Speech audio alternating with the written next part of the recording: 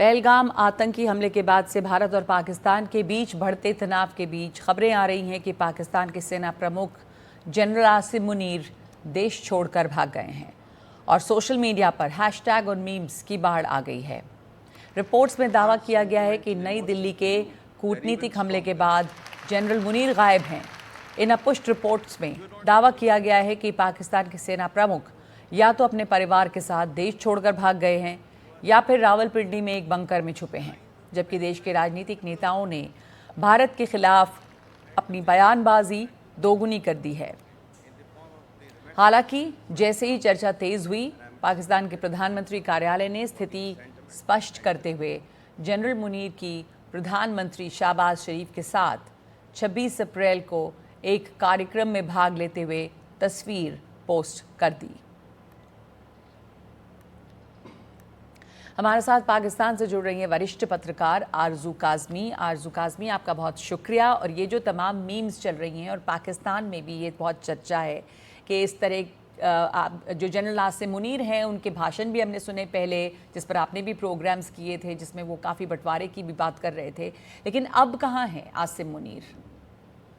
लेकिन जहां तक आप लोग न्यूज़ चला रहे हैं या सोशल मीडिया पे बात हो रही है, तो मेरे ख्याल से ना तो वो कहीं भागे हैं और ना ही कहीं छुपे हैं, बल्कि जाहिर है कि भारत के साथ इस वक्त टेंशन चल रही है और कहा यह जा रहा है कि बॉर्डर के ऊपर कोई चेक पोस्ट है जो आपकी साइड पे, उसके ऊपर भी उसको टारगेट किया गया है पाकिस्तान की तरफ से, जो यहाँ पर न्यूज़ है।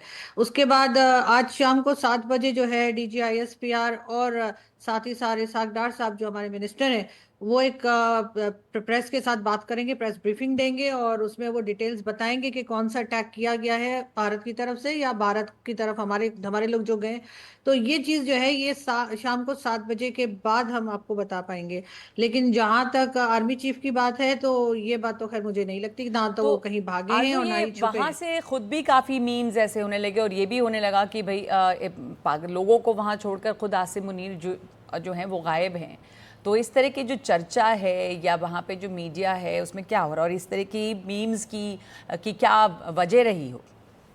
देखिए, इमरान खान के सपोर्टर्स जो हैं वो काफ़ी हद तक जो है वो आर्मी के अगेंस्ट हैं। वो इस वक्त इमरान खान जेल में है और इमरान खान के लोग जो हैं वो ना सिर्फ ये कि पाकिस्तान से बैठ के, बल्कि पाकिस्तान से बाहर जो हैं वो स्पेशली इस तरह की जो है वो सोशल मीडिया पे टारगेट किया करते हैं। मैं कोई कभी आपने देखा होगा कि मैं अक्सर क्रिटिसाइज करती हूँ अपनी स्टैब्लिशमेंट को भी, आर्मी को भी, लेकिन इस चीज़ को मैं नहीं मान सकती कि आर्मी चीफ जो है वो कंट्री छोड़ के चले जाएंगे ऐसे टाइम पे जब किसी भी तरफ से हमारे ऊपर अटैक चल रहा है। लेकिन इमरान खान की पार्टी क्योंकि पहले भी ये सब कुछ करती रही है और काफी ज्यादा वो एक्टिव रहे हैं सोशल मीडिया पर, तो यही समझा जा रहा है कि उन्हीं की पार्टी की तरफ से ये हो रहा है। तो ये इमरान खान की पार्टी की चूंकि नाराज़गी है और इस वजह से आप कह रही हैं कि ये हो रहा है, लेकिन इस वक्त में जाहिर है कि एक मिलिट्री स्ट्रैटेजी क्या है वो नहीं पता, लेकिन चूंकि पाकिस्तान की तरफ से जो खबरें आ रही हैं वो तमाम, जैसे पाकिस्तान के ही एक मंत्री की तरफ से एक बयान आया कि भारत जो है वो कुछ घंटों में हमला कर रहा है, इस तरह की अनाउंसमेंट भी हुई। तो एक केओस, एक अफरा तफरी है या कोई एक ऑर्गेनाइज्ड वे में इसके ऊपर कहीं कोई बातचीत या कुछ भी हुई है? देखिए, जो गवर्नमेंट है वो तो डेफिनेटली मीटिंग कर रही है और साथ ही साथ जो फोर्सेस के लोग हैं उनके साथ भी मीटिंग कर रही है। और रात में बिल्कुल आपने ठीक कहा कि 2 बजे के करीब जो इन्फॉर्मेशन मिनिस्टर साहब हैं, अता तार साहब, उन्होंने एक अपना ये कि मीडिया से बात की थी और उन्होंने बताया कि ऐसा लग रहा है कि 24 से 36 आवर्स के अंदर जो है भारत जो है वो पाकिस्तान पे अटैक कर सकता है। वो उसकी उनकी वजह मुझे ये लगी है इतनी लेट नाइट बात करने की, कि वो इंटरनेशनल कम्युनिटी को शायद बताना चाह रहे थे, क्योंकि उन्होंने उर्दू में भी बात की और उसके बाद उसी अपनी बात को उन्होंने इंग्लिश में भी रखा। तो इसका मतलब यही है कि वो कहीं ना कहीं अमेरिका, यूरोप या दूसरी कंट्रीज को ये बताना चाह रहे थे कि भारत की तरफ से हमको ये खतरा है। बाकी उन्होंने जाहिर है जैसे बात की, तो पाकिस्तान इस वक्त हाई अलर्ट पर है और कहा यही जा रहा है कि जो बॉर्डर के पास जो लोग रहते हैं या मौजूद थे उन्हें हटाया गया है। और आपकी तरफ की जो खबरें आ रही हैं वो भी यही बताया जा रहा है कि LOC के पास जो लोग हैं उन्हें हटा दिया गया है। तो इस वक्त डेफिनेटली इस वक्त माहौल ज़रा टेंस है।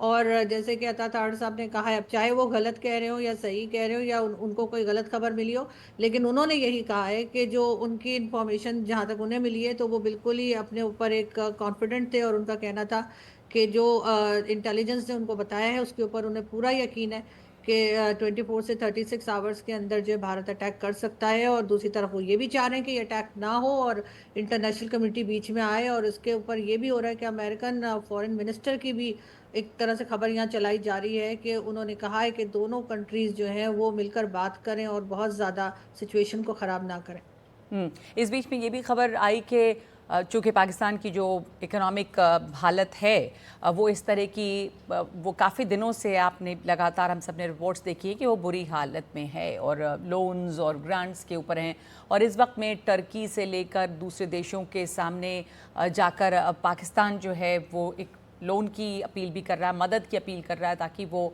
जंग की सूरत में जंग लड़ पाए।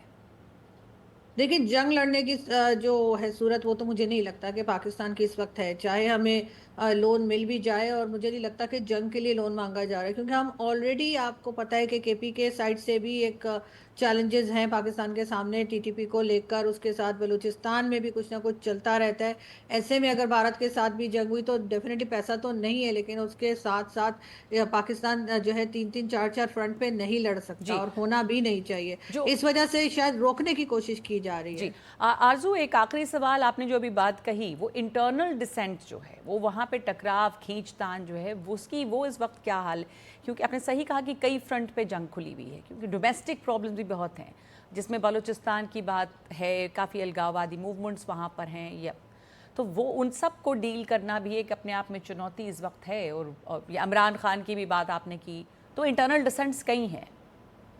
बिल्कुल ऐसा ही है कि बहुत से चैलेंजेस ऑलरेडी पाकिस्तान फेस कर रहा है, और ऐसे में अगर भारत की तरफ से भी एक टेंशन बन गई, अटैक हुआ, तो बहुत मुश्किल हो जाएगा फोर्सेस को भी संभाला लेना। अब ये और बात है कि ये कह दें कि जी हम तो बड़ा जज्बे के साथ लड़े, लेकिन जज्बे से जंगें नहीं जीती जाती या लड़ी जाती। मेरा ख्याल है इस वक्त पाकिस्तान जो है उसको ज़रूरत इसी बात की है कि भारत के साथ जो है वो डायलॉग हो, और किसी किस्म का अटैक या मजीद टेंशन ना बढ़े। इसलिए कि ऑलरेडी टीटीपी तो किसी तरीके से, आपको मालूम है, काबू नहीं आ रही। हर दूसरे तीसरे दिन यहाँ पर अटैक चल रहे हैं, और बलूचिस्तान में भी जो प्रोटेस्ट चल रहा है और जो सिचुएशन है वो भी सभी को मालूम है, कोई ढकी छुपी बात नहीं है। जी जी, शुक्रिया आपका आरजू काज़मी हमारे साथ जुड़ने के लिए। और जाने माने विचारक और लेखक आचार्य प्रशांत ने कहा है कि जो भी करना है अपने मन से करना है, किसी के भड़कावे में आकर नहीं। उनसे पहलगाम वाले मामले पर सवाल पूछा गया था। चीज तो ये कि गीता, वेदांत, अध्यात्म जिसको सबसे पहले हटाते हैं मन से वो है डर। डरना नहीं है। कैसा डर? क्या खो जाना है?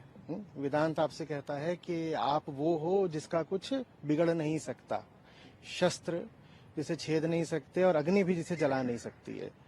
तो सामने कोई खड़ा हो, दुनिया की बड़ी से बड़ी ताकतें खड़ी हों, डरने की कोई वजह नहीं है। जब हम ओम शांति शांति शांति कहते हैं ना, तो तापत्रय है। उपनिषदों के शांति पाठ का समापन होता है 3 बार शांति कहने से, ओम शांति शांति।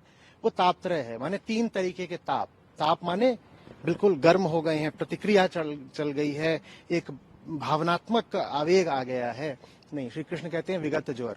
कहते हैं कि गर्मी में कोई काम नहीं करना, युद्ध पूरा लड़ना और अंत तक लड़ना है, लेकिन विगत ज्वर होकर के। ज्वर माने बुखार, है ना, कि सामने वाले ने कुछ करा और उसने करा ही आपको भड़काने के लिए है, और आपने प्रतिक्रियावश फिर कुछ कर दिया। वो तो चाहता है कि आप प्रतिक्रिया करें।